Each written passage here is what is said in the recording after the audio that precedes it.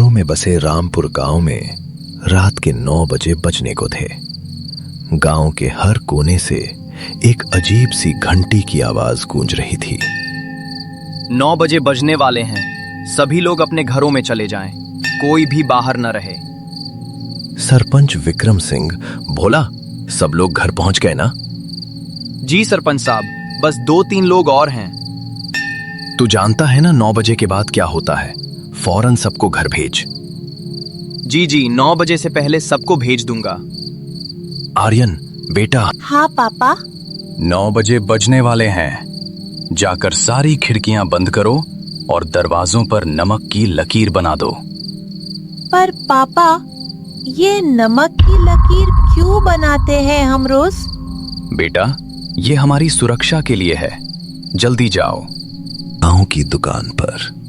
अरे काकी, एक चाय तो बना दे।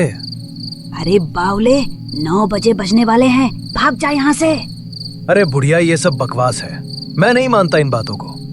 तू नहीं मानता तो फिर बता, पिछले महीने राजू कहाँ गया जो 9 बजे के बाद बाहर था? वो शायद शहर चला गया होगा। हाँ, जा अपने घर जा और आज रात नमक की लकीर जरूर बना लेना। पूरे गांव में सन्नाटा छा गया। हर घर की खिड़कियां बंद थीं और दरवाजों पर नमक की सफेद लकीरें चमक रही थीं। आर्यन अपने कमरे में था। उसने सब कुछ किया था, खिड़कियां बंद, नमक की लकीर, पर उसे अभी भी समझ नहीं आ रहा था कि आखिर ये सब क्यों। अचानक खिड़की पर दस्तक हुई। आर्यन की सांसें रुक गईं। भैया खोलो ना, मैं अनिल हूँ, मुझे बहुत डर लग रहा है। आर्यन पहचान गया। अनिल उसका दोस्त था जो पिछले महीने गायब हो गया था। अनिल, तुम कहाँ थे इतने दिन? आर्यन दरवाजे की तरफ बढ़ने लगा, पर तभी उसे अपने पापा की बात याद आई। 1 हफ्ते पहले। बेटा, कभी भी 9 बजे के बाद दरवाजा मत खोलना, चाहे कोई भी हो बाहर, चाहे तुम्हारा सबसे करीबी दोस्त ही क्यों ना हो। पर पापा, अगर कोई सच में मुसीबत में हो तो? बेटा, 9 बजे के बाद जो बाहर है वो इंसान नहीं रहता। अनिल, तुम सुबह आ जाना, अभी मैं दरवाजा नहीं खोल सकता। क्यों भैया, मैं तुम्हारा दोस्त हूँ, तुम मुझ पर भरोसा नहीं करते? नहीं, मतलब सुबह आ जाना प्लीज। आर्यन, खोल दो दरवाजा, नहीं तो तुम्हें पछताना पड़ेगा।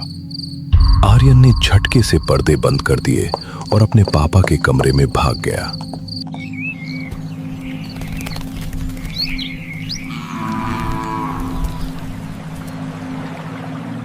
सूरज निकल चुका था।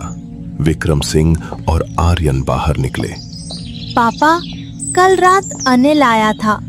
क्या? हाँ पापा, वो मुझसे दरवाजा खोलने को कह रहा था। बेटा, वो अनिल नहीं था। पर उसकी आवाज तो। आओ मेरे साथ, तुम्हें कुछ दिखाना है।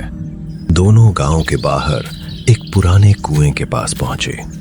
वो कुआं देखने भर से ही समझ आ जाता था कि वो कितना पुराना और कितना खतरनाक है। ऐसा लगता था जैसे उसकी गहराइयों में अनगिनत राज दफन हो, जिन तक किसी इंसान की नजर पहुंचना लगभग नामुमकिन था। उसके अंदर झांकने की कोशिश भर से दिल में एक अजीब सा डर और रहस्य जाग उठता था। ऐसा लगता था मानो अगर कोई सच में उसके भीतर झांक ले तो शायद वो सिर्फ पानी नहीं बल्कि सदियों से छुपे भयानक सच भी देख ले। बेटा, ये कुआं देख रहे हो? हाँ पापा, ये तो बहुत पुराना है। 50 साल पहले इस कुएं में एक बच्चा गिर गया था। उसका नाम था अनिल। क्या? पर मेरा दोस्त? तुम्हारा दोस्त भी अनिल था और वो भी पिछले महीने इसी कुएं के पास गायब हुआ था। मतलब? बेटा, इस गांव में एक श्राप है। 50 साल पहले जब पहला अनिल कुएं में गिरा तो गांव के लोगों ने उसे बचाने की कोशिश नहीं की, क्योंकि वो एक गरीब घर का बच्चा था। उस बच्चे की मां ने मरते वक्त इस गांव को श्राप दिया था।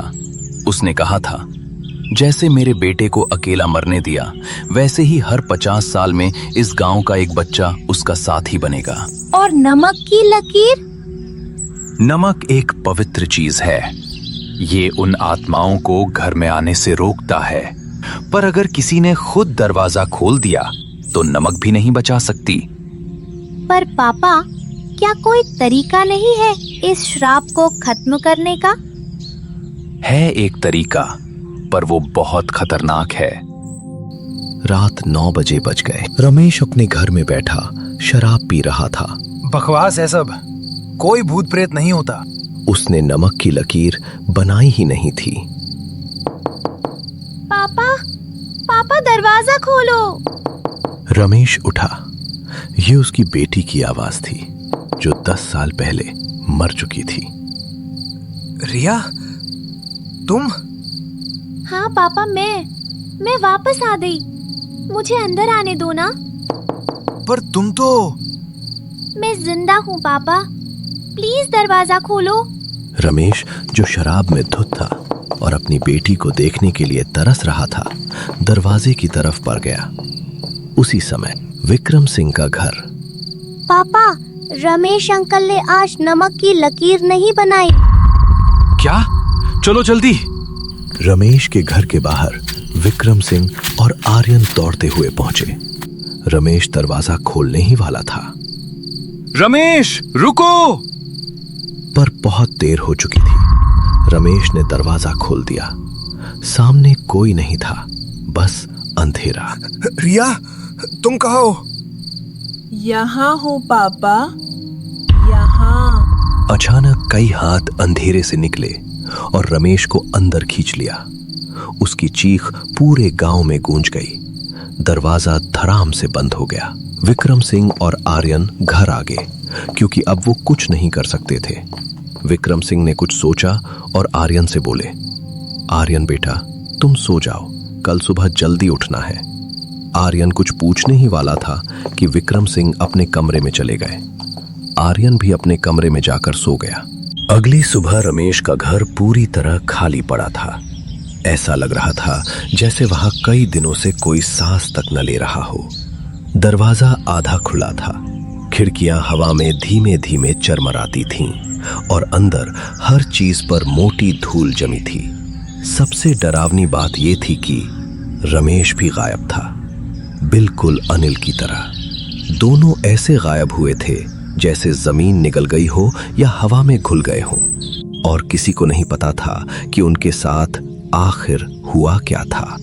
पापा, अब क्या होगा? बेटा, अब हमें वो काम करना होगा जो मैं नहीं करना चाहता था। क्या काम पापा जो हम नहीं करना चाहते? मुझे कुछ समझ नहीं आया। हमें उस कुएं में उतरना ही होगा, चाहे जितना अंधेरा और खतरनाक क्यों न हो। अनिल को बिना शांति दिए हम पीछे नहीं हट सकते। अगर उसकी आत्मा वहीं फंसी है तो हमें उसे मुक्ति दिलानी होगी। शायद उसी में इस रहस्य का असली जवाब छुपा है। उस रात कुएं के पास विक्रम सिंह, आर्यन और कुछ गांव वाले पुराने कुएं के पास चुपचाप खड़े थे। रात के 8:50 बज रहे थे और आसमान बादलों से घिरा था। थोड़ी थोड़ी हवा चल रही थी, जो पेड़ों की पत्तियों को इस तरह हिला रही थी जैसे कोई अदृश्य हाथ उन्हें छू रहा हो। कुएं के आसपास घना अंधेरा फैला था और पूरा माहौल एक डरावनी खामोशी ओढ़े हुए था। सबकी नजरें कुएं की गहराई पर टिक गईं, क्योंकि आज कोई रहस्य खुलने वाला था। याद रखना, हमारे पास सिर्फ 10 मिनट हैं। 9 बजे बजने से पहले हमें वापस आना होगा। पापा, मैं आपके साथ चलूंगा। नहीं बेटा, तुम ऊपर रहो। अगर मैं 9 बजे तक वापस ना आऊं तो रस्सी काट देना। कुएं के अंदर विक्रम सिंह धीरे धीरे नीचे उतर रहे थे। कुआं बहुत गहरा था, नीचे सिर्फ अंधेरा था। जैसे जैसे वो नीचे जा रहे थे, उन्हें अजीब सी आवाजें सुनाई देने लीड्स। यहाँ मत आओ, तुम भी यहीं रह जाओगे। पर विक्रम सिंह रुके नहीं। आखिरकार वो कुएं की तली में पहुंच गए। वहां पानी नहीं था, बस एक छोटा सा कंकाल पड़ा था, एक बच्चे का। मुझे माफ करना बेटे, हम सब गुनहगार हैं। नहीं, अब तू नहीं बचेगा। तुझे सच में लगा कि तू इतनी आसानी से यहाँ वापस आ सकता है? कितनों को चेतावनी दी थी, फिर भी 9 बजे के बाद बाहर निकले, और सबका अंजाम तू जानता है। और अब तू भी वही गलती दोहरा रहा है।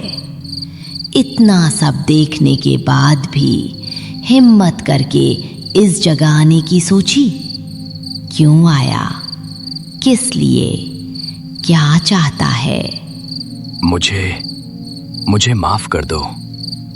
मैं जानता हूं हमने बहुत बड़ा अपराध किया है। इस गांव ने बहुत लोगों को दुख दिया, बहुत आत्माओं को भटकने पर मजबूर किया, लेकिन हम बदल गए हैं। आज हम डरकर नहीं, गलती सुधारने आए हैं। कृपया उन्हें माफ कर दो, वरना ये गांव कभी सांस नहीं ले पाएगा। माफ? इतनी आसानी से?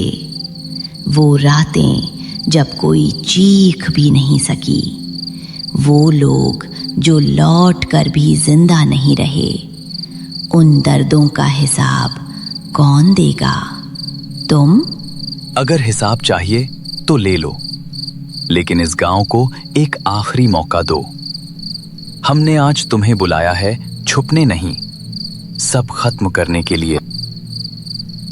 ऊपर 8:58। पापा, सिर्फ 2 मिनट बचे हैं। विक्रम, जल्दी ऊपर आओ। पर कोई जवाब नहीं आया। 8:59। पापा, 1 मिनट, प्लीज ऊपर आ जाओ। तभी रस्सी में हलचल हुई। 9 बजे घंटी बजने लगी। पापा! विक्रम सिंह ऊपर आ गए, बिल्कुल समय पर। उस रात के बाद से गांव में सब कुछ बदल गया। 9 बजे के बाद कोई आवाज नहीं आती थी, कोई दस्तक नहीं होती थी। श्राप टूट गया था। पर एक रात आर्यन अपनी खिड़की से बाहर देख रहा था। तभी उसने दूर से एक छोटे बच्चे को देखा। वो बच्चा मुस्कुरा रहा था और हाथ हिला रहा था। वो पहला अनिल था, पर इस बार वो डरावना नहीं था, वो शांत था। आर्यन ने भी हाथ हिलाया और बच्चा धीरे धीरे अंधेरे में गायब हो गया। कुछ कहानियां खत्म हो जाती हैं, पर कुछ सवाल हमेशा रह जाते हैं। क्या रमेश वापस आया? नहीं। क्या अनिल का दोस्त मिला? नहीं। पर एक बात तय है, कभी कभी हमारे गुनाहों की सजा अगली पीढ़ियों को भुगतनी पड़ती है। और हां, अगर कभी रात को कोई आपके दरवाजे पर दस्तक दे तो पहले देख लेना वो कौन है, क्योंकि कभी कभी जो दिखता है वो होता नहीं है। कुछ दरवाजे बंद ही रहने चाहिए, कुछ सवालों के जवाब नहीं जानने चाहिए, और कुछ आवाजों को कभी जवाब नहीं देना चाहिए।